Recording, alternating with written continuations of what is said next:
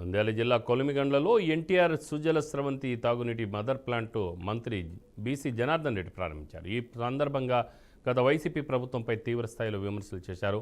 YCP నిర్లక్ష్య ధోరణితో 4 కోట్ల విలువైన తాగునీటి పథకంపై 5 ఏళ్ల పాటు నిరుపయోగంగా మారిందన్నారు.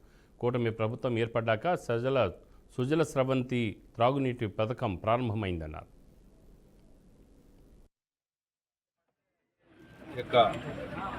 కార్యక్రమాన్ని ఓపెన్ చేయడం జరిగింది. చాలా సంతోషంగా ఉంది.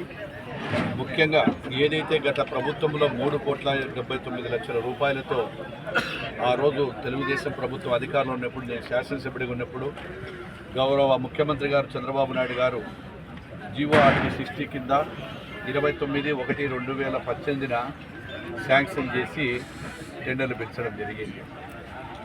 అప్పుడు ఉన్నప్పుడే ఈ చుట్టుపక్కల గ్రామాలకందరికీ కూడా శుద్ధ జలం ఇవ్వాలని, ఏవైతే పరిశుద్ధమైనటువంటి ఈ యొక్క నీళ్ళనన్నిటి కూడా మినరల్ వాటర్ అందరినీ కూడా ఈ యొక్క 21 గ్రామాల ప్రజలకు వాళ్ళకందరికీ ఇవ్వాలనే ఉద్దేశంతో, దృఢ సంకల్పంతో నాడు ఈ యొక్క బృహత్తరమైనటువంటి కార్యక్రమాన్ని చేపట్టడం జరిగింది.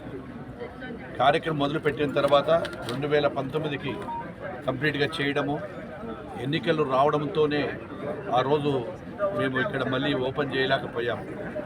తర్వాత వచ్చిన ప్రభుత్వము ఆ ప్రభుత్వ నిర్లక్ష్య ధోరణితో, గత శాసనసభ్యుడి అసమర్థతతో, ఒక శాసనసభ్యుడి అసమర్థత వలన దాదాపుగా 5 సంవత్సరాలకు పైన ఏదైతే ఈ 4 కోట్ల రూపాయల దగ్గర వెచ్చించినటువంటి సొమ్ము అంతా కూడా, ప్రజాధనం అంతా కూడా నిరుపయోగంగా పడడం జరిగింది. ఈ యొక్క నిరుపయోగంగా పడినటువంటి ఈ సుజల స్రవంతి